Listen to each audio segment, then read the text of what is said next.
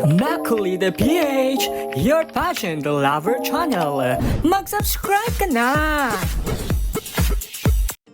Isang-isa na naman sa napili ang pambato ng Pilipinas na si Reyna Filipinas Beatriz Maclilland sa sponsor shoot ng Reyna Hispano-Americana 2026 na talaga namang umani ng papuri mula sa Latin pageant community.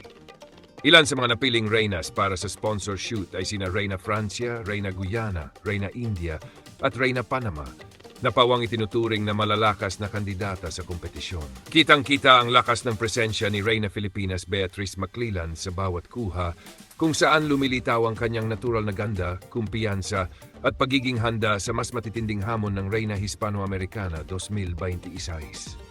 Ayon sa mga netizens, hindi nakakagulat na palagi siyang napipili at nabibigyan ng exposure sa mga mahahalagang aktibidad ng pageant.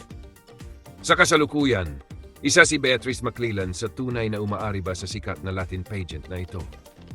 Dahil dito, mas lalong lumalakas ang paniniwala na may malaking tsansa ang Pilipinas na muling masungkit ang korona at makamit ang inaasam na back-to-back crown sa Reyna Hispano-Americana 2026.